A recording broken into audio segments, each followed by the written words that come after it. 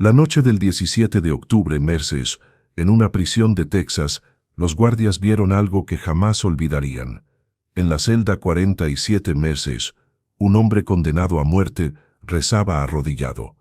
Pero no estaba solo. Había alguien más con él. Un hombre de túnica blanca que nadie había visto entrar. Y lo que ese extraño le dijo, cambió todo para siempre. Pero para entender lo que ocurrió esa noche, debemos retroceder 8 años. Debemos conocer la historia de Miguel Ángel Sánchez, un hombre que la justicia condenó, pero cuya alma nunca dejó de clamar por la verdad. Miguel Ángel nació en un pequeño pueblo al sur de Monterrey, México. Su familia cruzó la frontera cuando él tenía apenas 5 años, buscando lo que millones buscan, una vida mejor, un futuro con oportunidades. Se establecieron en un barrio humilde de Houston, Texas, donde las casas eran pequeñas, las calles polvorientas, y los sueños parecían más lejanos que la tierra que habían dejado atrás. Su madre, María Sánchez, era una mujer de fe inquebrantable. Cada mañana, antes de que el sol asomara por completo, encendía una vela frente a una pequeña imagen de Cristo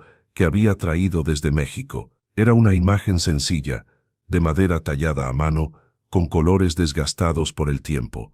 Pero para María, era más que un objeto. Era un recordatorio de que Dios nunca los abandonaba, ni siquiera en tierra extranjera. Miguelito, le decía mientras lo arrodillaba junto a ella en el suelo de la sala. Siempre recuerda esto, cuando todo parezca perdido, cuando sientas que nadie te escucha, habla con Jesús. Él siempre está ahí, aunque no lo veas. El pequeño Miguel, con sus ojos grandes y curiosos, asentía sin comprender del todo, pero repetía las oraciones que su madre le enseñaba, palabra por palabra, con la inocencia de quien aún no conoce el dolor del mundo. Padre nuestro, que estás en el cielo, murmuraba con voz infantil. Santificado sea tu nombre. María lo abrazaba después de cada oración. Le besaba la frente y le susurraba al oído. Dios tiene un plan para ti, mi hijo. Un plan bueno. Solo debes mantener la fe. Pero la vida en aquel barrio no facilitaba mantener la fe. Miguel creció viendo a su padre, Roberto, salir cada madrugada hacia la obra de construcción, donde trabajaba 12 horas al día bajo el sol implacable de Texas. Volvía con las manos llenas de callos, la espalda doblada por el cansancio y una paga que apenas alcanzaba para la renta y la comida. Su madre trabajaba limpiando casas en los barrios ricos, donde las familias vivían en mansiones con jardines perfectos y piscinas brillantes. María regresaba tarde, con los pies hinchados, pero siempre con una sonrisa para sus hijos. ¿Cómo te fue, mamá?, le preguntaba Miguel. Bien, mi amor. Dios provee, respondía ella, aunque la tristeza en sus ojos contaba otra historia. Miguel tenía 11 años cuando su padre murió. Un accidente en la construcción, una viga mal asegurada, un grito, y luego el silencio que cambia todo para siempre. La compensación que recibieron fue insultante. Apenas cubrió el funeral, y María de pronto tuvo que trabajar el doble para mantener a sus 3 hijos. Fue entonces cuando Miguel comenzó a cambiar. Las calles del barrio lo llamaban con promesas que su madre no podía ofrecer: dinero rápido, respeto instantáneo, pertenencia a algo más grande que su pequeña casa con goteras. Había pandillas en cada esquina, jóvenes que vestían colores, que hablaban con códigos, que caminaban con una seguridad que Miguel envidiaba. A los 13 años comenzó a juntarse con ellos. A los 14 ya llevaba sus colores. A los 15 ya había aprendido a pelear, a robar, a mentir. Y las oraciones que su madre le había enseñado quedaron enterradas bajo el ruido de las calles. Miguel, por favor, suplicaba María cada noche. Deja esas amistades. Vuelve a la iglesia. Vuelve a Dios. Dios no paga las cuentas. Mamá, le respondía él con dureza. Dios no me da lo que necesito. María lloraba en silencio. Sabía que estaba perdiendo a su hijo y no sabía cómo detenerlo. A los 16 años, Miguel fue arrestado por primera vez. Robo menor. Pasó 3 meses en un centro de detención juvenil. Cuando salió prometió a su madre que cambiaría, pero las promesas en las calles tienen poco valor. A los 18 fue arrestado de nuevo, esta vez por asalto. 6 meses en la cárcel del condado. Su madre lo visitaba cada semana, llevando consigo la pequeña imagen de Cristo, rogándole que volviera al camino correcto. «Mira a Jesús, hijo», le decía María, presionando la imagen contra el cristal que los separaba. «Él sufrió por ti. Él te ama. No importa lo que hayas hecho». Miguel miraba la imagen, pero ya no sentía nada. La fe que una vez tuvo se había marchitado como planta sin agua. Los años pasaron. Miguel entró y salió de la cárcel 3 veces más por delitos menores. Cada vez María estaba ahí. Cada vez ella oraba. Cada vez Miguel salía prometiendo cambiar, pero volviendo a las mismas calles, a las mismas caras, a los mismos errores, hasta que llegó la noche que cambiaría todo para siempre. Miguel tenía 25 años la noche del 14 de marzo de 2003, hacía tiempo que había dejado la escuela. Vivía de trabajos ocasionales, pero principalmente de lo que conseguía en las calles. No era un criminal violento, al menos eso se decía a sí mismo. Solo robaba para sobrevivir, solo hacía lo necesario.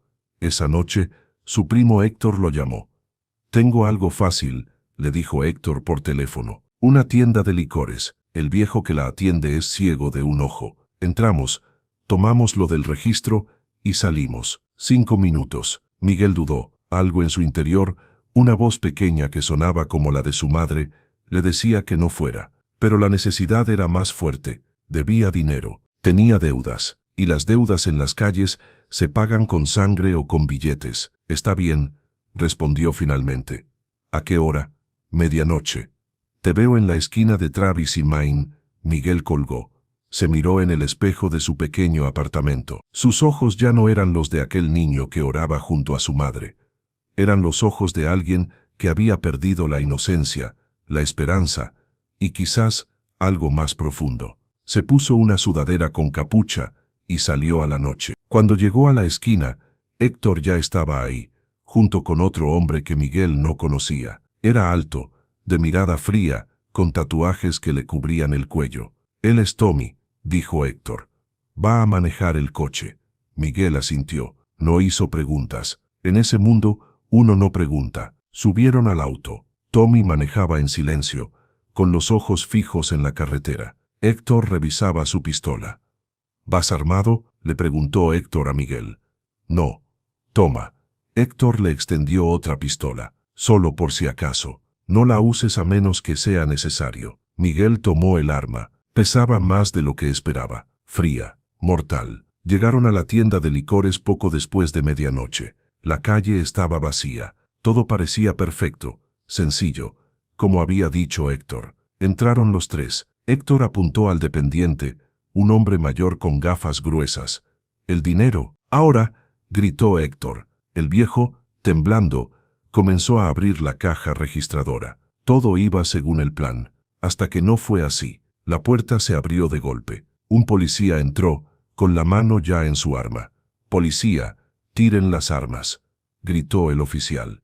Todo ocurrió en segundos. Héctor giró. El policía sacó su pistola. Y entonces, un disparo retumbó en el pequeño local.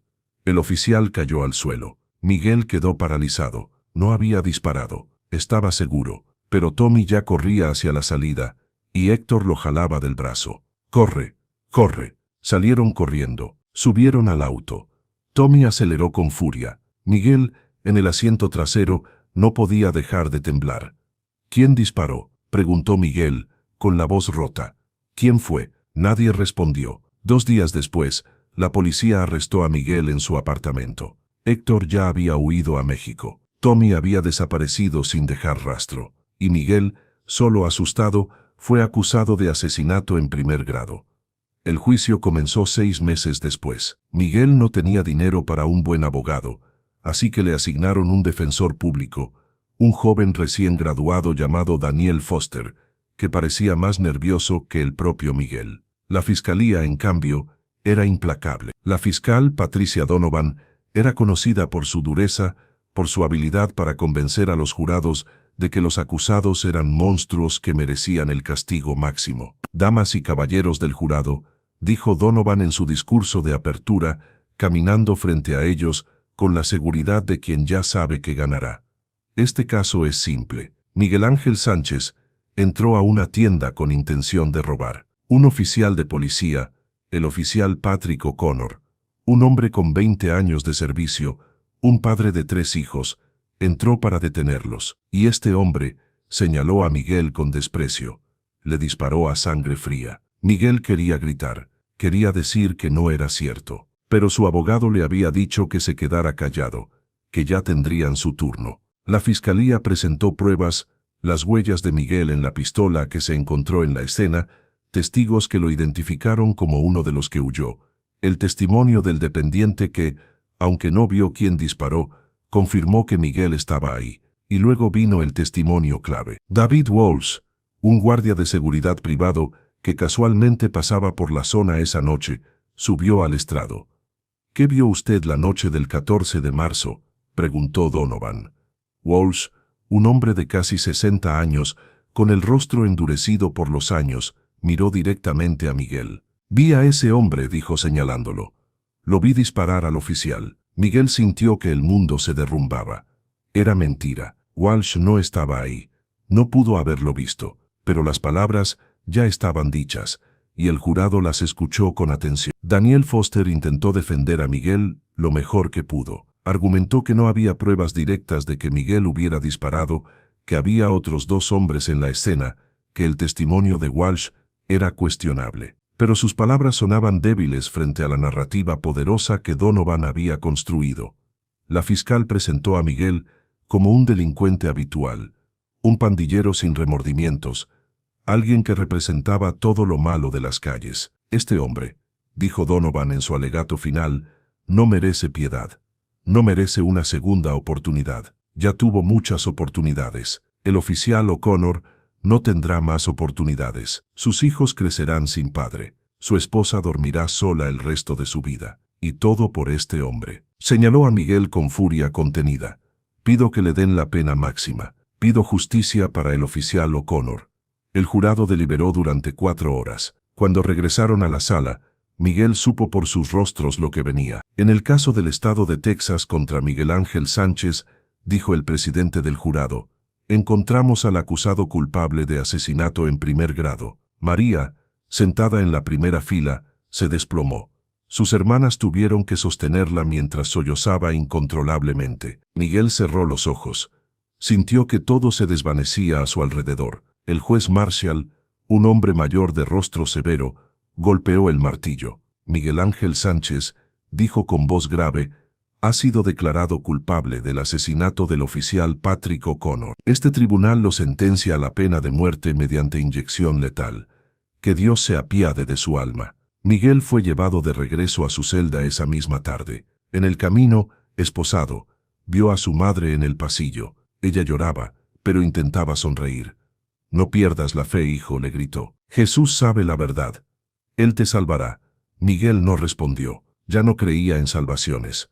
Los años en el corredor de la muerte pasaban lentos, como agua goteando sobre piedra. Miguel fue transferido a la unidad Polunsky en Livingston, Texas, una prisión conocida por albergar a los condenados a muerte. Allí, en una celda de 2 metros por 3, pasaría los siguientes 8 años de su vida, esperando una fecha que todos sabían que llegaría. Los primeros meses fueron los más duros. Miguel se despertaba cada noche gritando, reviviendo el momento del disparo, viendo el rostro del oficial cayendo al suelo. Se culpaba por haber ido esa noche, se odiaba por no haber dicho no, pero sobre todo, se desesperaba porque sabía que era inocente del crimen por el que lo habían condenado, y nadie le creía. Su madre lo visitaba cada semana sin falta. Tomaba 2 autobuses y caminaba 3 kilómetros bajo el sol de Texas para llegar a la prisión. Siempre traía la misma pequeña imagen de Cristo de madera. La presionaba contra el cristal durante las visitas, como si quisiera que Miguel pudiera tocarla. Reza conmigo, hijo, le suplicaba. Solo una oración, solo una.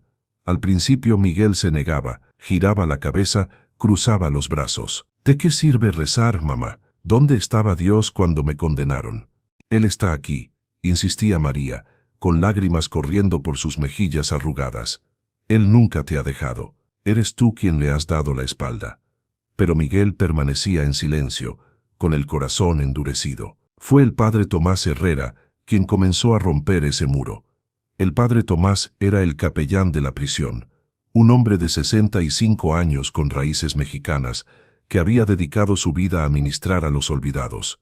Había visto morir a más de 30 hombres en esa prisión. Había sostenido sus manos en sus últimos momentos, había escuchado sus confesiones finales, y había aprendido que en el corredor de la muerte, más que sermones, los hombres necesitaban presencia. El padre Tomás comenzó a visitar a Miguel una vez por semana. No hablaba de Dios al principio. Hablaba de fútbol, de comida mexicana, de recuerdos de su propio pueblo en Zacatecas.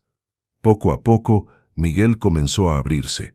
Le contó de su infancia, de su padre, de las calles, de la noche del crimen. Padre, le dijo Miguel un día, con la voz rota, yo no disparé. Lo juro por lo más sagrado, pero nadie me cree, ni siquiera mi propio abogado parecía convencido. El padre Tomás lo escuchó en silencio. Luego dijo algo que Miguel nunca olvidaría. Miguel, los hombres pueden fallar en encontrar la verdad. Los jueces pueden equivocarse, los testigos pueden mentir, pero Dios conoce tu corazón. Él sabe lo que pasó esa noche, y aunque todo el mundo te condene, Él ve tu inocencia. Miguel sintió algo removerse en su pecho, algo que no había sentido en años. ¿Y de qué me sirve eso, padre? ¿De qué me sirve que Dios sepa la verdad si yo voy a morir por una mentira? Porque la paz no viene de que los hombres te crean, respondió el padre Tomás con suavidad. Viene de saber que Dios te conoce, y esa paz, Miguel, nadie te la puede quitar. Ni estos barrotes, ni esta sentencia, ni esta injusticia. Esas palabras se quedaron con Miguel. Durante las noches, cuando el silencio de la prisión se volvía ensordecedor, las repetía en su mente. Dios conoce mi corazón, Dios sabe la verdad. En su 5º año de prisión, algo cambió. Miguel comenzó a asistir a los servicios religiosos que se celebraban en la capilla de la prisión. Al principio iba solo por salir de su celda, por ver otras caras, por romper la monotonía. Pero con el tiempo, las palabras de las lecturas comenzaron a penetrar. Un domingo, el padre Tomás leyó un pasaje del Evangelio de Juan. Conocerán la verdad, y la verdad los hará libres. Miguel, sentado en la última banca, sintió como si esas palabras hubieran sido escritas para él. Esa noche, en su celda, hizo algo que no había hecho en más de una década. Se arrodilló en el suelo frío de concreto y rezó. No sabía exactamente qué decir. Las palabras salían torpes, oxidadas por los años de silencio. Dios, murmuró, con lágrimas cayendo sobre sus manos esposadas. No sé si me escuchas, no sé si me recuerdas, pero necesito tu ayuda. No por mí, ya acepté mi destino, pero por mi madre. Ayúdala a ella, dale paz. Y si es posible, muestra la verdad, no por salvarme, sino porque la verdad importa. Fue una oración sencilla, sin adornos, sin promesas de cambio, solo la súplica honesta de un hombre roto. Cuando terminó, Miguel se quedó arrodillado por largo rato, y por primera vez en años, sintió algo parecido a la paz. A partir de ese día, Miguel comenzó a rezar el rosario. Su madre le había conseguido autorización para tener uno en su celda, un rosario sencillo de plástico azul. Cada noche, antes de dormir, lo tomaba entre sus manos y recitaba las oraciones que su madre le había enseñado cuando era niño. Dios te salve María, llena eres de gracia.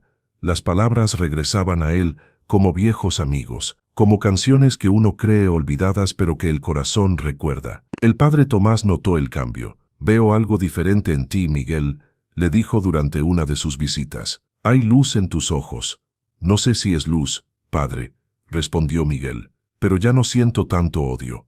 Ya no despierto queriendo gritar. Sigo sabiendo que soy inocente, pero de alguna forma ya no me consume. Eso es gracia, dijo el padre Tomás sonriendo. Eso es lo que sucede cuando dejas que Dios entre. Miguel no estaba seguro de entender completamente lo que el padre decía, pero sabía que algo había cambiado. El corredor de la muerte seguía siendo el mismo. Las rejas seguían siendo de acero. La sentencia seguía siendo de muerte. Pero dentro de él, algo se había ablandado. Durante el 7º año de su encarcelamiento, algo extraordinario ocurrió.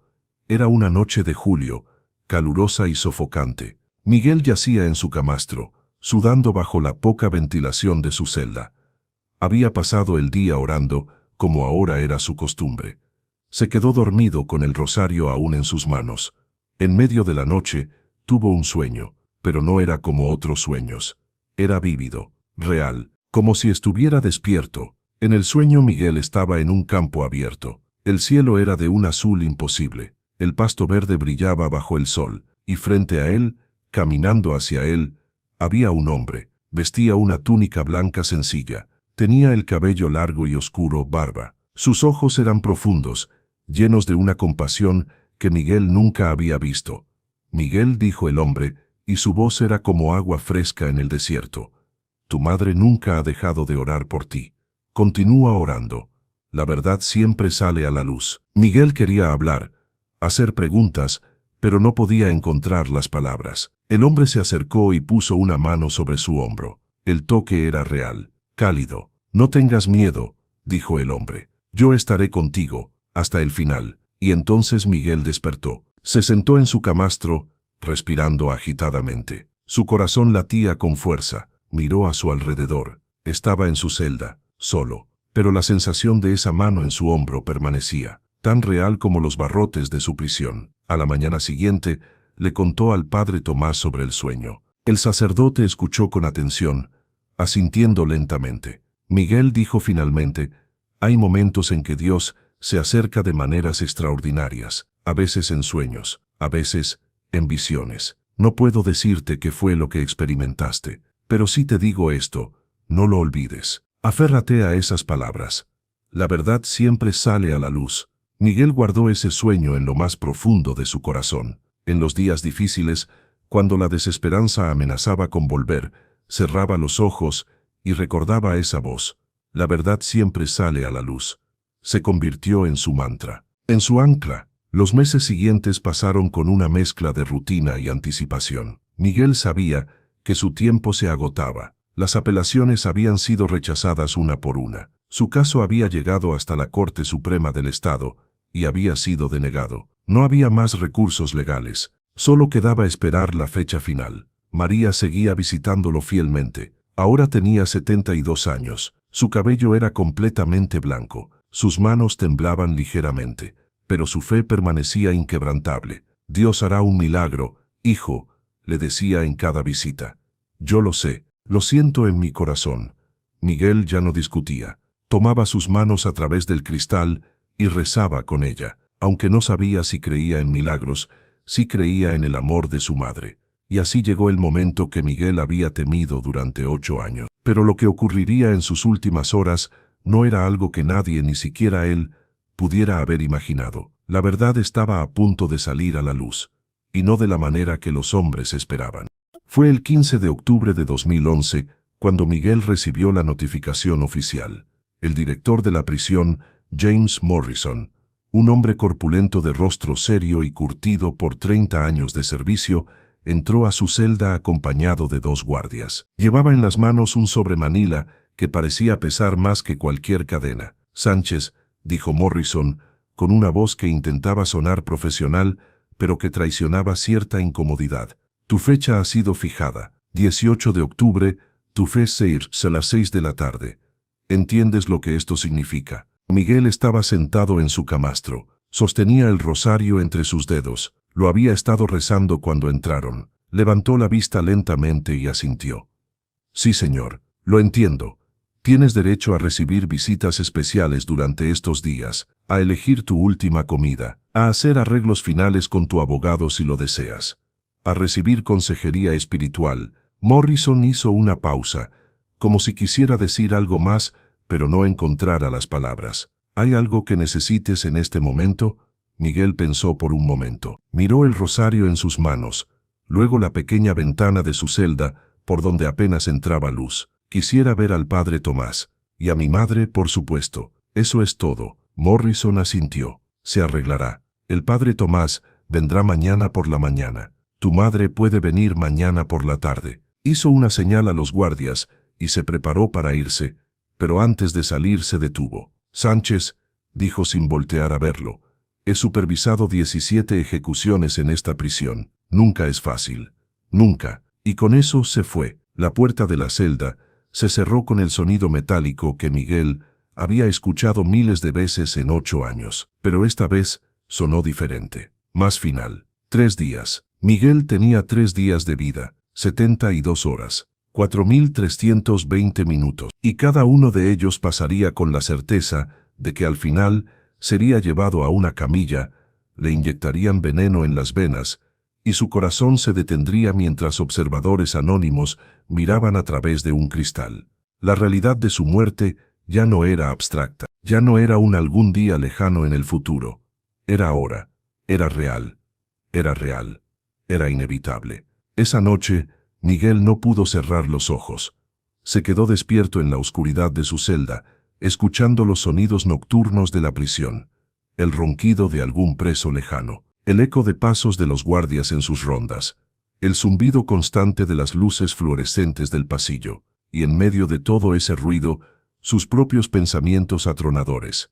Pensó en todo. En su infancia con su madre preparando tortillas en la cocina, en su padre enseñándole a andar en bicicleta, en su primer día de escuela, en la primera vez que besó a una chica, en la noche que todo cambió, en el juicio, en estos 8 años perdidos entre 4 paredes. Dios, murmuró en la oscuridad, si realmente existes, si realmente me escuchas, muestra la verdad.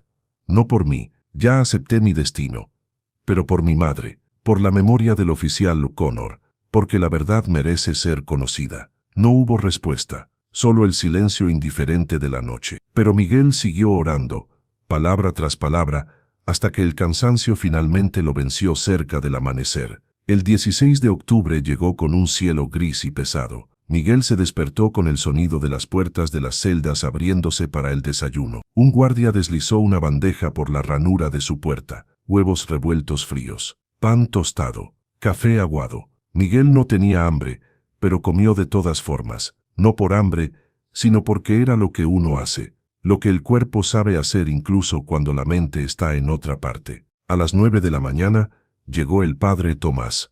El sacerdote entró a la celda escoltado por un guardia. Llevaba consigo su Biblia gastada, un rosario y una expresión de profunda tristeza. Miguel, dijo el padre, y su voz se quebró ligeramente. Se acercó y puso sus manos sobre los hombros del joven. Hijo mío. Miguel se levantó y abrazó al sacerdote. Fue un abrazo largo, de esos que dicen todo lo que las palabras no pueden. Cuando se separaron, ambos tenían lágrimas en los ojos. Padre, dijo Miguel, gracias por todo, por no rendirse conmigo, por recordarme quién soy.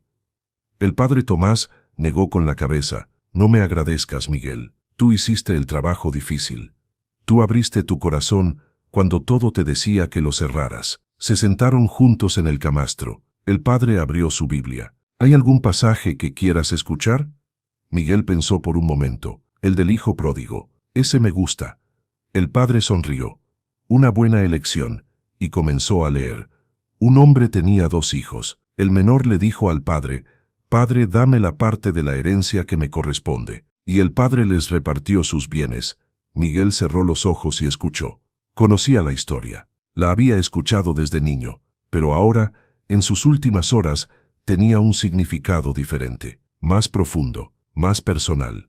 Cuando el padre terminó de leer, Miguel dijo, «Yo fui ese hijo, el que se fue, el que desperdició todo, pero a diferencia de él, yo no tengo tiempo de volver a casa». Miguel, dijo el padre Tomás con firmeza, el regreso a casa no siempre es físico, a veces es del corazón, y tú ya regresaste.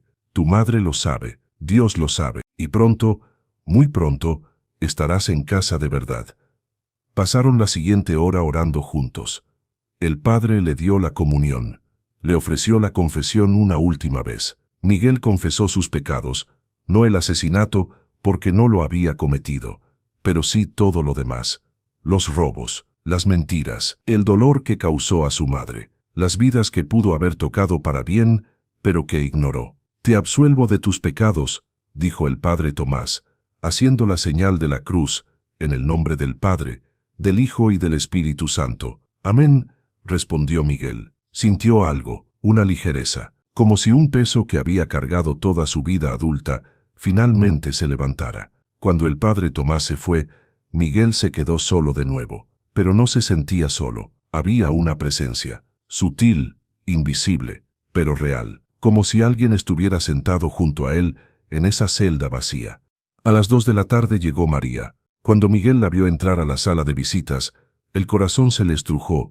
Su madre se veía más pequeña de lo que recordaba, más frágil. El peso de estos 8 años se veía en cada arruga de su rostro, en su espalda ligeramente encorvada, en sus manos temblorosas. Pero sus ojos aún brillaban con esa fe inquebrantable que nunca la había abandonado. «Hijo mío», dijo María cuando se sentó frente al cristal que los separaba. Su voz temblaba. «Mi niño hermoso». «Mamá», dijo Miguel, poniendo su mano contra el cristal. María puso la suya del otro lado, alineándola perfectamente. «No llores, por favor». «¿Cómo no voy a llorar?». María sollozaba. «Eres mi hijo, mi bebé. Esto no es justo. Dios sabe que no es justo». «Lo sé, mamá, pero ya estoy en paz». Miguel intentó sonreír para darle valor. «Tú me enseñaste a orar.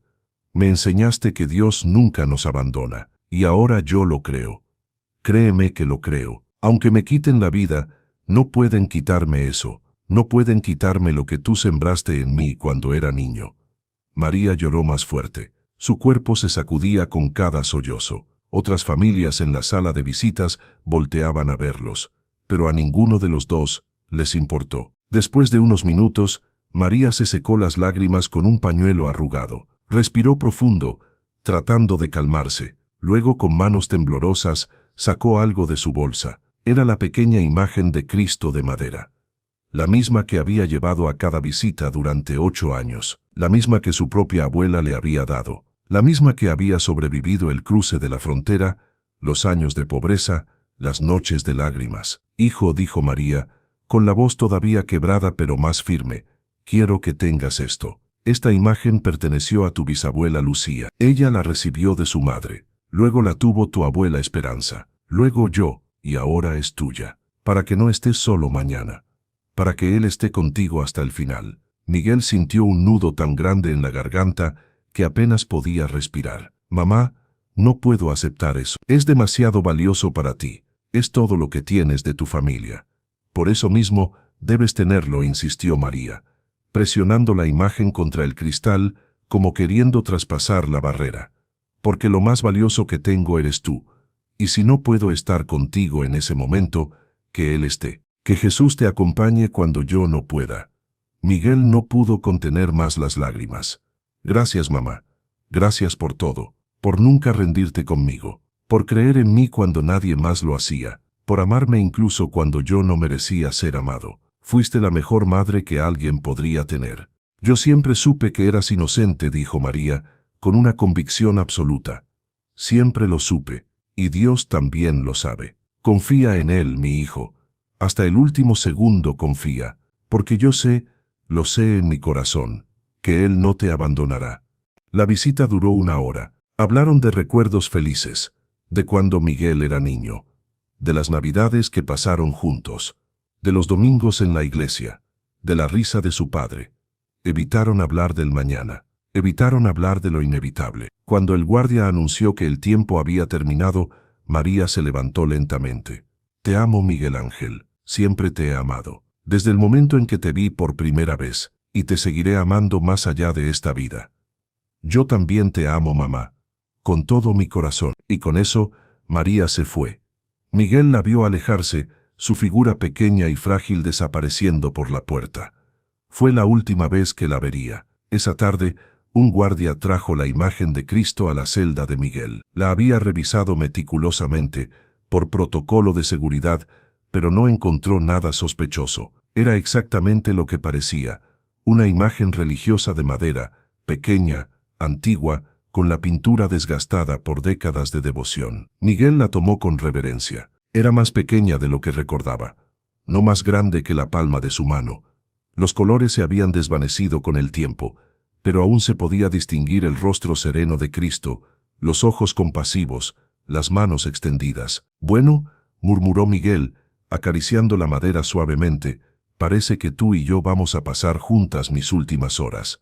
La colocó cuidadosamente sobre su camastro, recostada contra la pared, y por el resto de la tarde, cada vez que levantaba la vista, ahí estaba, mirándolo, acompañándolo. A las 5 de la tarde, el director Morrison vino personalmente a preguntar sobre la última comida.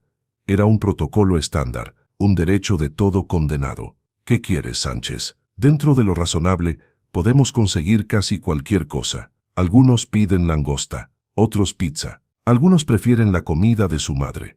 ¿Qué te gustaría?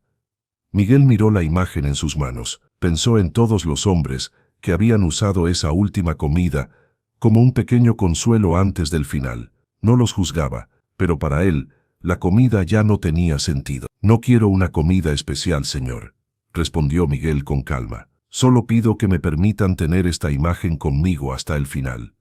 Eso es todo lo que necesito. Morrison frunció el ceño, claramente confundido. En sus 30 años, manejando el corredor de la muerte, había supervisado 17 ejecuciones. Nunca, ni una sola vez, había visto a un condenado rechazar su última comida. ¿Estás completamente seguro?, preguntó Morrison, dándole una última oportunidad. Es tu derecho. Puedes pedir lo que quieras. Estoy seguro, respondió Miguel, mirándolo directamente a los ojos. La comida alimenta el cuerpo. Pero mi cuerpo no importa ya. Mi alma es lo que necesita alimento. Y esto, levantó la imagen. Esto es suficiente. Morrison lo miró por un largo momento. Había algo en ese joven que lo desconcertaba. Una paz que no debería estar ahí. Una serenidad que desafiaba toda lógica. De acuerdo, dijo finalmente, puedes quedarte con la imagen. Cuando el director se fue, Miguel se quedó solo de nuevo. El sol comenzaba a ocultarse. Los últimos rayos de luz entraban por la pequeña ventana de su celda, creando sombras largas en las paredes. Miguel se arrodilló en el suelo frío de concreto. Colocó la imagen frente a él y comenzó a orar.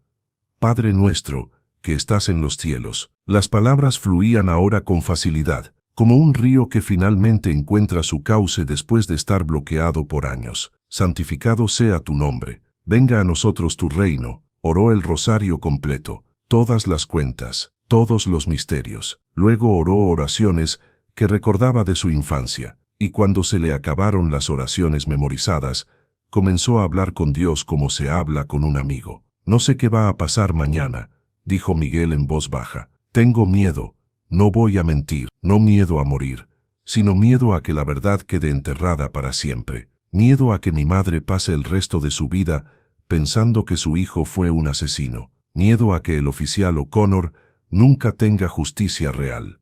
Hizo una pausa, miró la imagen de Cristo, y continuó, pero también tengo paz.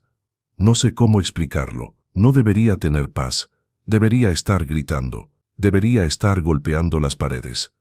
Pero no lo hago, porque de alguna forma, en algún lugar profundo, sé que tú estás aquí, que no estoy solo, y eso tiene que ser suficiente. La noche cayó sobre la prisión como un manto pesado. Las luces del corredor se encendieron, creando ese resplandor artificial que nunca dejaba oscurecer completamente.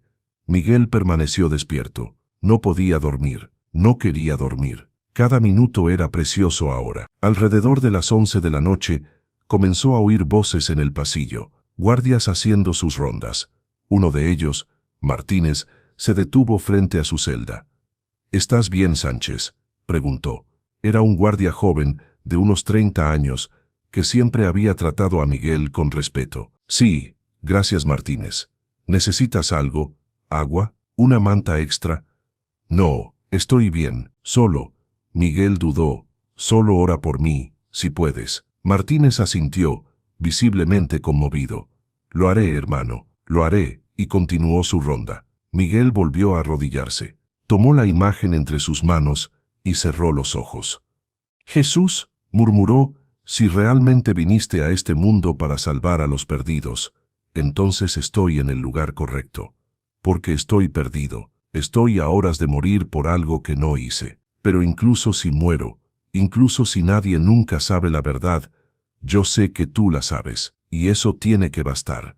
Siguió orando, hora tras hora. Las palabras a veces fluían, a veces se quedaba en silencio, a veces solo sostenía la imagen y lloraba. Era cerca de las 3 de la mañana cuando ocurrió. Miguel estaba de rodillas, con los ojos cerrados, recitando el rosario por enésima vez esa noche. Dios te salve María, llena eres de gracia, el Señor es contigo, y entonces sintió algo, una presencia, diferente a todo lo que había sentido antes. No era su imaginación, no era el cansancio, era real, tangible, poderoso. Abrió los ojos lentamente. Su celda estaba igual que siempre, las mismas paredes de concreto, los mismos barrotes de acero, la misma luz fluorescente del pasillo. Pero había algo más, alguien más. En el rincón de su celda, junto a la pared opuesta, había una figura, un hombre. Vestía una túnica blanca simple. Tenía el cabello largo y oscuro que le caía sobre los hombros, una barba y ojos que Miguel reconoció inmediatamente. Eran los mismos ojos del sueño que tuvo meses atrás. Los mismos ojos llenos de compasión infinita. Miguel no pudo moverse, no pudo hablar, solo pudo mirar. El hombre no se movió tampoco, solo estaba ahí, de pie, sereno, como si siempre hubiera estado ahí. No tengas miedo, Miguel, dijo el hombre. Su voz era suave pero llenaba toda la celda. Yo estoy contigo. Miguel sintió lágrimas correr por su rostro. ¿Quién eres? El hombre sonrió, una sonrisa llena de ternura. Tú ya sabes quién soy. Me has estado llamando toda la noche, y yo he estado escuchando cada palabra. Miguel cayó postrado en el suelo. Señor, levántate, Miguel, dijo el hombre con suavidad.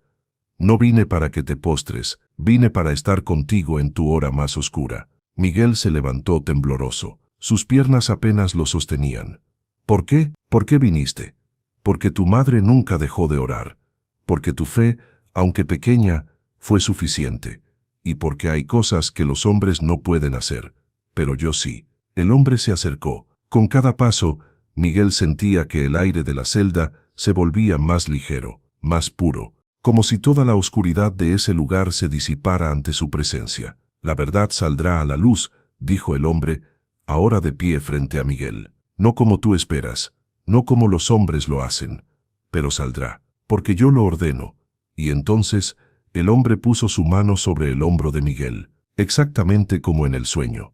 El toque era real, cálido, y con ese toque, Miguel sintió algo que nunca había experimentado, una paz absoluta, total, que trascendía todo entendimiento. Duerme ahora, dijo el hombre, porque lo que viene requerirá que estés fuerte. Miguel sintió que sus párpados se volvían pesados. No quería cerrar los ojos, no quería que este momento terminara, pero no pudo resistir. Se recostó en su camastro, sosteniendo aún la imagen de Cristo contra su pecho, y por primera vez en toda la noche, se quedó dormido. Un sueño profundo, sin pesadillas, sin miedo, solo paz. Pero lo que Miguel no sabía era que afuera de su celda, algo estaba por ocurrir, algo que cambiaría todo, porque esa misma noche, en el pasillo del corredor de la muerte, un guardia estaba a punto de ver algo que desafiaría todo lo que creía saber sobre la realidad. El reloj marcaba las 3:20 de la madrugada, cuando el guardia nocturno Martínez hacía su ronda habitual. Caminaba por el pasillo con su linterna, revisando cada celda, asegurándose de que todo estuviera en orden. Era una rutina que había hecho cientos de veces, pero cuando pasó frente a la celda 47 de Nadel, la celda de Miguel, se detuvo en seco. Había una luz suave dorada, que emanaba del interior de la celda. Al principio pensó que era un reflejo de su linterna. La apagó. La luz seguía ahí, venía de dentro de la celda. Martínez se acercó lentamente a los barrotes, y lo que vio lo dejó paralizado. Miguel estaba dormido en su camastro, pero sobre su pecho, la pequeña imagen de Cristo brillaba. No era su imaginación. No era un truco de luz.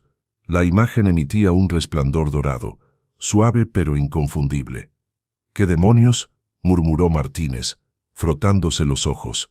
Pero la luz seguía ahí, pulsando suavemente, como si la imagen estuviera viva. Martínez agarró su radio con manos temblorosas. Control central. Aquí, Martínez. Necesito que alguien venga a la celda 47 inmediatamente. Hay algo que necesitan ver. La respuesta llegó rápido. ¿Qué ocurre, Martínez? El prisionero está bien, el prisionero está dormido, pero hay algo aquí. No puedo explicarlo. Solo vengan, rápido. En menos de 5 minutos, El supervisor nocturno Robert Chen llegó corriendo, acompañado de otros 2 guardias. Todos se detuvieron frente a la celda 47 y todos vieron lo mismo. La imagen brillaba. «Esto no es posible», murmuró Chen, acercándose a los barrotes. «Tiene que ser algún tipo de truco, algo eléctrico, una batería escondida». «Ya revisamos esa imagen esta tarde», dijo Martínez. «No tiene nada, es solo madera tallada, y está brillando». Chen sacó su radio. «Llamen al director Morrison. Ahora, y que nadie hable de esto hasta que sepamos qué está pasando». Pero ya era demasiado tarde. En una prisión, las noticias viajan más rápido que en cualquier otro lugar. En minutos, guardias de otros turnos comenzaron a aparecer. Algunos por curiosidad, otros por miedo. Todos querían ver la celda 47 y todos veían lo mismo. Una imagen de Cristo, vieja y desgastada, brillando con una luz que no venía de este mundo. El director Morrison llegó a las 4:15 de la madrugada. Cuando vio la luz, se quedó completamente inmóvil. «Llamen al capellán», ordenó con voz tensa, «y que nadie, absolutamente nadie, entre a esa celda hasta que él llegue». El padre Tomás fue despertado en medio de la noche con la noticia urgente. Cuando llegó a la prisión a las 4:45, su corazón latía con fuerza. Le habían dicho que algo inexplicable estaba ocurriendo en la celda de Miguel. Pero nada lo preparó para lo que vio. La imagen brillaba, suave, constante, inexplicable. El padre Tomás se arrodilló inmediatamente frente a los barrotes. «Señor, ten piedad de nosotros», murmuró con la voz quebrada. «Esto es una señal». «¿Una señal de qué, padre?», preguntó Morrison, claramente perturbado. El padre Tomás levantó la vista, con lágrimas en los ojos. «De que Dios está aquí, de que está a punto de hacer algo extraordinario. Algo que ninguno de nosotros esperaba». Y en ese momento, mientras todos miraban la celda con asombro y temor, Miguel seguía durmiendo pacíficamente, completamente ajeno a la conmoción que su pequeña imagen estaba causando, ajeno a que en ese preciso instante el cielo y la tierra estaban a punto de encontrarse, ajeno a que la verdad, después de 8 años de silencio, estaba a punto de rugir con una voz que nadie podría ignorar, porque la noche aún no terminaba, y lo que estaba por ocurrir cambiaría no solo el destino de Miguel, sino el de todos los que habían participado en su condena. La madrugada del 18 de octubre sería recordada por siempre en esa prisión, no como la noche de una ejecución, sino como la noche en que lo imposible se volvió real. La noticia de la imagen brillante se extendió por toda la prisión como fuego en pasto seco. A las 5 de la mañana, más de 20 guardias se habían congregado en el corredor de la muerte.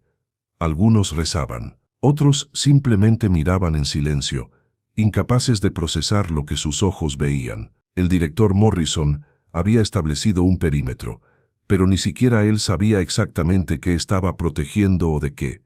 «Esto es una locura», murmuraba Morrison una y otra vez, pasándose la mano por el rostro. 30 años en este trabajo y nunca había visto algo así. El padre Tomás permanecía arrodillado frente a la celda, con el rosario entre sus manos, orando en voz baja. Su corazón le decía que algo profundo estaba ocurriendo, algo que trascendía la lógica humana, algo divino. A las 5:30 de la mañana, mientras Miguel aún dormía en paz, ocurrió algo que nadie esperaba. Uno de los guardias más veteranos de la prisión, David Walsh, llegó a su turno. Walsh tenía 58 años y llevaba 23 trabajando en esa institución. Era conocido por su dureza, por nunca mostrar emoción, por tratar a los prisioneros con una frialdad profesional que bordeaba el desprecio. Había presenciado 9 ejecuciones y en ninguna había derramado una sola lágrima. Cuando Walsh llegó al corredor y vio la multitud de guardias, frunció el ceño. «¿Qué diablos está pasando aquí?», preguntó con su voz áspera habitual. «Es la celda del condenado», respondió Martínez. «Hay algo, tienes que verlo tú mismo». Walsh se abrió paso entre la multitud con brusquedad. Se acercó a los barrotes de la celda 47 y miró hacia adentro. Vio a Miguel dormido, vio la pequeña imagen sobre su pecho y vio la luz. Por un momento, Walsh no reaccionó, solo miró fijamente. Luego, algo cambió en su rostro. Su expresión dura comenzó a agrietarse. Sus ojos se abrieron más. Su respiración se volvió irregular. No, murmuró, retrocediendo un paso. No, no, no. Walsh, preguntó Morrison. ¿Estás bien? Pero Walsh no respondió. Comenzó a temblar. Todo su cuerpo se sacudía como si una fuerza invisible lo estuviera zarandeando. Y entonces, ante el asombro de todos, el guardia más duro de la prisión cayó de rodillas en medio del pasillo. «No puedo más», gritó Walsh, y su voz resonó por todo el corredor. «No puedo cargar esto más tiempo». Lágrimas comenzaron a correr por su rostro endurecido, surcando caminos que probablemente nunca antes habían sido transitados. «Walsh, ¿qué te pasa?» Morrison se acercó alarmado. «¿Qué está sucediendo?» Walsh levantó la vista. Su rostro estaba completamente descompuesto. Ya no era el guardia duro e implacable. Era un hombre roto, destrozado por un peso que lo había estado aplastando durante años. «Yo mentí», gritó Walsh, sollozando incontrolablemente. «Yo mentí en el juicio. Miguel no es culpable». El silencio que siguió fue absoluto. Morrison sintió que las piernas se le aflojaban. «¿Qué? ¿Qué estás diciendo?» Lo que escucharon, Walsh continuó, con las palabras saliendo entre sollozos desgarradores. «Yo estuve ahí esa noche. Vi todo. No fue Miguel quien disparó. Fue Tommy Rodríguez. Pero Tommy era informante de la policía. El detective Harris me pagó para que mintiera en el juicio. Me pagó para que dijera que vi a Miguel disparar».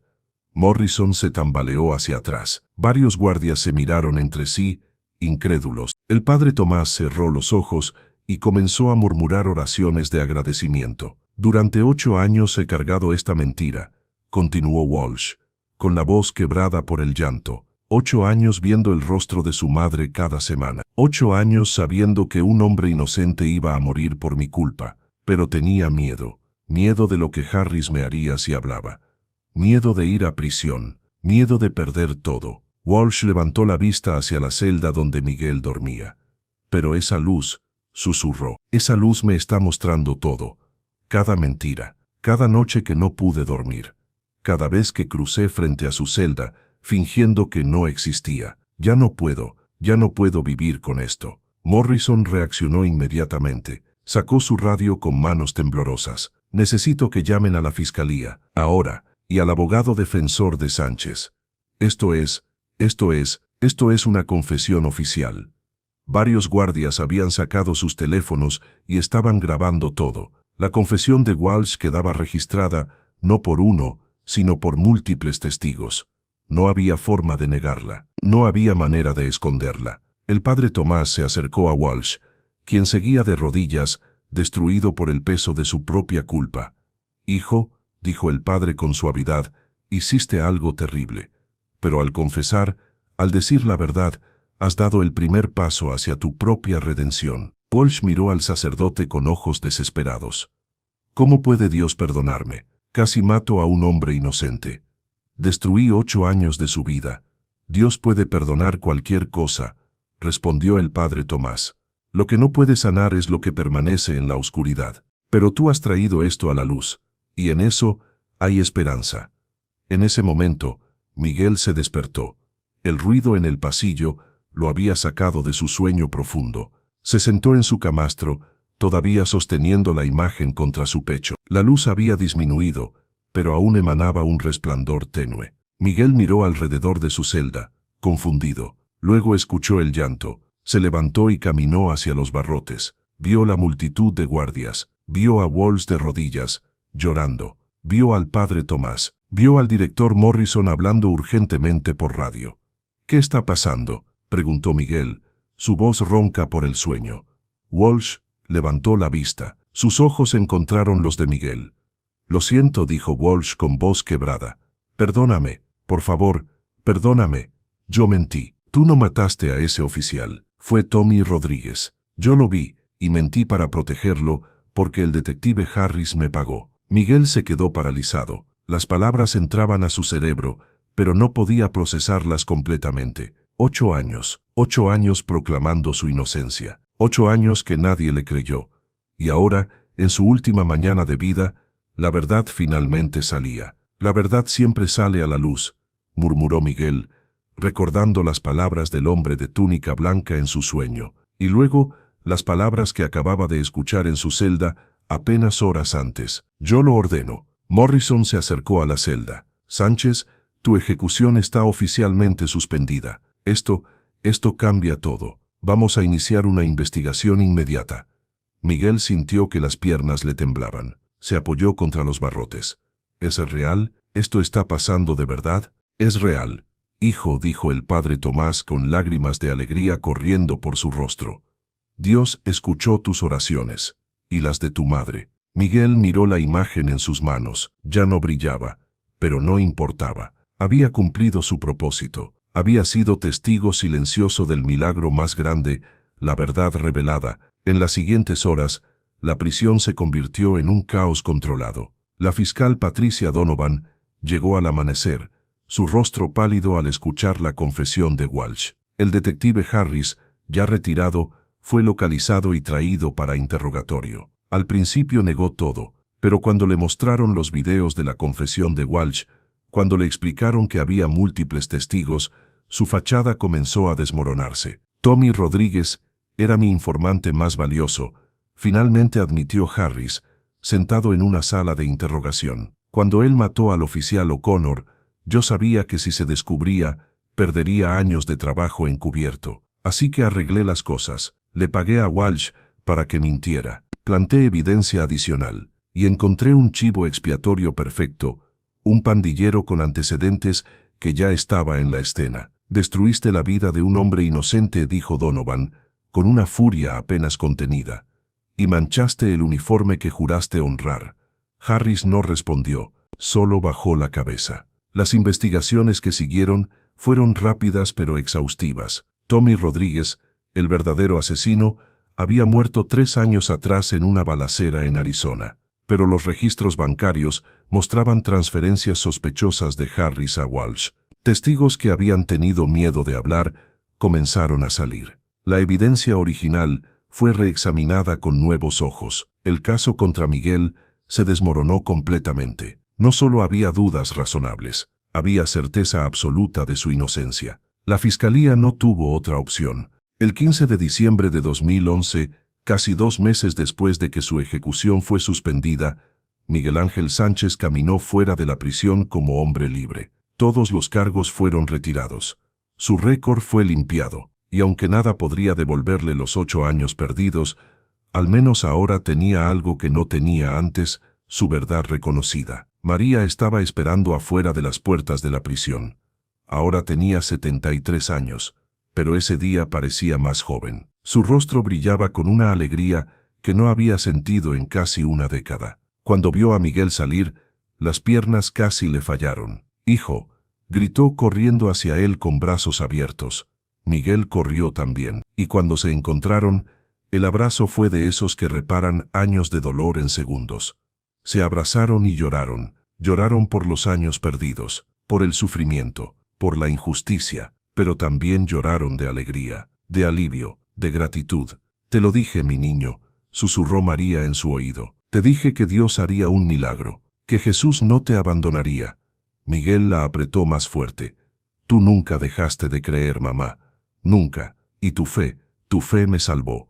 Se separaron lo suficiente para mirarse a los ojos. Miguel sacó algo de su bolsillo. Era la pequeña imagen de Cristo de madera.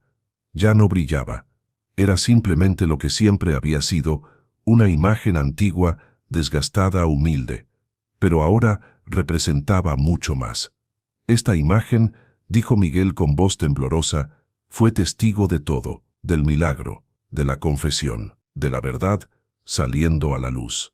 María la tomó con reverencia, la besó y luego la presionó de nuevo en las manos de Miguel. «No, hijo, ahora es tuya, para que nunca olvides que cuando todo parecía perdido, Dios estaba ahí». Miguel asintió, guardando la imagen cuidadosamente. El padre Tomás se acercó a ellos. Había venido a despedirse. «Miguel», dijo el sacerdote, «en mis 40 años de sacerdocio he visto muchas cosas, pero esto es lo más cercano a un milagro que he presenciado». «Fue un milagro, padre», respondió Miguel. «De eso no tengo duda». «¿Qué harás ahora?», preguntó el padre. Miguel miró a su madre, luego al cielo despejado. Voy a vivir, voy a honrar estos años que me fueron devueltos, y voy a asegurarme de que otros inocentes no sufran lo que yo sufrí. En los meses siguientes, la historia de Miguel se extendió por todo el país. Los medios de comunicación cubrieron el caso exhaustivamente. Algunos lo llamaron el milagro de la celda 47, otros, la imagen que brilló por la justicia. David Walsh fue arrestado por perjurio. Enfrentó cargos criminales. Pero en su juicio, algo inesperado ocurrió. Miguel testificó, no en su contra, a su favor. Su honor, dijo Miguel frente al juez, lo que el señor Walsh hizo fue terrible. Me costó 8 años de mi vida, pero también reconozco que confesó, que finalmente tuvo el valor de decir la verdad. Y por eso, por esa valentía final, le pido clemencia. El juez consideró las palabras de Miguel. Walsh recibió una sentencia, pero fue significativamente reducida por su confesión y el testimonio de Miguel a su favor. El detective Harris no tuvo tanta suerte. Fue condenado a 15 años por conspiración, corrupción y obstrucción de la justicia. Su carrera quedó destruida, su reputación en ruinas.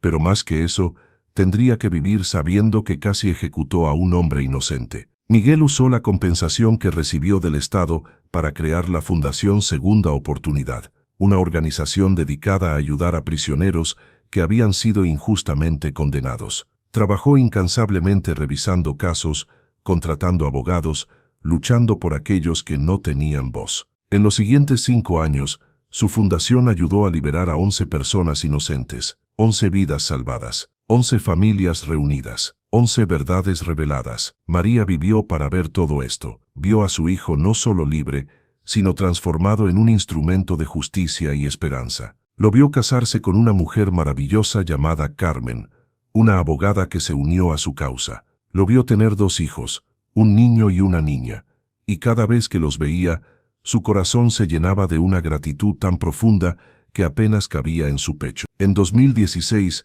María se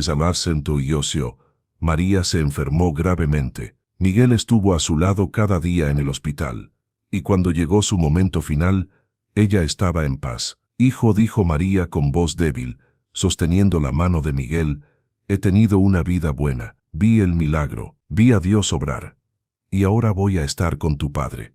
Y con Jesús, quien nunca nos abandonó. Te amo, mamá, dijo Miguel, con lágrimas corriendo por su rostro. Gracias por nunca rendirte. María sonrió, cerró los ojos, y exhaló su último aliento sosteniendo la misma medalla de Cristo que había llevado toda su vida. Miguel la enterró con esa medalla, y en su tumba grabó, mujer de fe inquebrantable, madre que nunca dejó de creer, que nos enseñó que los milagros sí existen. La pequeña imagen de Cristo de madera, que brilló aquella noche ahora, descansa en un lugar especial en la casa de Miguel, no en un altar grandioso, no detrás de un cristal, sino en un lugar sencillo, en la sala, donde él y su familia la ven cada día, donde sus hijos pueden tocarla, donde todos pueden recordar, y cada vez que Miguel la mira, recuerda la celda 47, recuerda la desesperación, recuerda las oraciones de su madre, recuerda al hombre de túnica blanca que vino en su hora más oscura, recuerda la luz, recuerda la confesión, recuerda que la verdad, por más enterrada que esté, siempre encuentra la forma de salir. 10 años después de su liberación, Miguel fue invitado a dar una charla en una universidad. El auditorio estaba lleno. Estudiantes de derecho, activistas de justicia social, familias de prisioneros. Todos querían escuchar su historia. Miguel subió al podio. Llevaba consigo la pequeña imagen. La colocó frente al micrófono para que todos la vieran. Esta, comenzó, es una imagen simple, madera vieja, pintura desgastada, no vale nada monetariamente. Pero para mí, vale más que todo el oro del mundo. Porque esta imagen fue testigo de un milagro, no el tipo de milagro que esperamos. No rayos de luz, ni voces del cielo, sino el milagro de la verdad. El milagro de un hombre destrozado por la culpa que finalmente encuentra el valor para hablar. El milagro de la justicia tardía pero finalmente servida. Hizo una pausa, miró a la audiencia. Pero el verdadero milagro no fue mi liberación. El verdadero milagro fue aprender que incluso en los lugares más oscuros Incluso cuando todo parece perdido, Dios está ahí. Puede que no lo veamos, puede que no lo sintamos, pero está ahí, esperando, trabajando, preparando el momento en que la verdad finalmente rugirá. Pasé 8 años en el corredor de la muerte por un crimen que no cometí. 8 años es mucho tiempo, pero en esos 8 años aprendí algo que nunca habría aprendido afuera. Aprendí a orar de verdad. Aprendí a perdonar. Aprendí que la fe no es creer que Dios te dará lo que quieres, sino confiar en que Él hará lo que es correcto, incluso cuando no lo entendemos. La audiencia estaba en completo silencio. Algunos lloraban, otros simplemente miraban, absortos. Hoy, continuó Miguel, quiero decirles algo a cada uno de ustedes. Si están pasando por una injusticia, si sienten que nadie los escucha, si la verdad está enterrada y piensan que nunca saldrá, no se rindan, no pierdan la fe, porque he visto con mis propios ojos que Dios puede entrar a una prisión, puede iluminar la celda más oscura y puede mover el corazón más endurecido para que confiese la verdad. Y si están cargando una mentira, si hicieron algo terrible y piensan que es demasiado tarde para arreglarlo, les digo lo mismo que le diría a David Walsh: nunca es demasiado tarde para decir la verdad, nunca es demasiado tarde para buscar redención. El camino será duro, las consecuencias serán reales, pero la paz que encontrarán al soltar ese peso, eso no tiene precio. Miguel levantó la imagen. Esta pequeña imagen brilló una noche. Los científicos que la examinaron no encontraron explicación. No había baterías, no había trucos, solo madera. Y sin embargo brilló. ¿Por qué? No lo sé. Quizás nunca lo sepa completamente. Pero sí sé esto. Fue una señal de que Dios ve, de que Dios actúa, de que ninguna injusticia pasa desapercibida para Él. Y si esa imagen pudo brillar en la celda 47 del corredor de la muerte, entonces ningún lugar es demasiado oscuro para la luz de Dios, ninguna situación es demasiado desesperada para su intervención, ninguna verdad está demasiado enterrada para que Él no pueda revelarla. La ovación fue ensordecedora, la gente se puso de pie, algunos corrieron hacia el frente solo para tocar la imagen, para ver con sus propios ojos esa pequeña pieza de madera que había sido parte de algo tan extraordinario. Esa noche, Miguel volvió a casa. Sus hijos corrieron a abrazarlo. Su esposa le sonrió desde la cocina, y por un momento se quedó parado en la entrada de su casa, simplemente absorbiendo la escena, la normalidad, la paz, la familia, todo lo que pensó que nunca tendría. Antes de dormir, como hacía cada noche, Miguel tomó la imagen de Cristo. Se arrodilló junto a su cama y oró. Señor, dijo en voz baja, gracias. Gracias por escuchar las oraciones de mi madre. Gracias por no abandonarme en esa celda. Gracias por la verdad y gracias por cada día que me has dado desde entonces. Ayúdame a usarlos bien. Ayúdame a ser digno de este regalo. Se quedó en silencio por un momento, y entonces, como había hecho desde aquella noche en la celda, terminó su oración con las mismas palabras. La verdad siempre sale a la luz. Siempre. Años después, cuando Miguel era ya un hombre de 60 años, un periodista le preguntó: ¿alguna vez has vuelto a ver al hombre de túnica blanca, al que visitó tu celda esa noche? Miguel sonrió. No de la manera que esperas. No he tenido otra visión. No he escuchado otra voz audible. Pero lo veo todos los días. ¿Dónde?, preguntó el periodista confundido. En el rostro de cada persona inocente que ayudamos a liberar. En los ojos de mi esposa, cuando me mira con amor. En la risa de mis hijos. En el perdón que pude dar a Walsh. En cada momento de paz que nunca pensé que tendría. Miguel hizo una pausa. Verás, esa noche en la celda aprendí algo. Jesús no solo vino una vez, hace 2000 años. Él sigue viniendo, una y otra vez. En los momentos de desesperación. En las horas más oscuras, en las prisiones, en los hospitales, en los corazones rotos. Él sigue viniendo.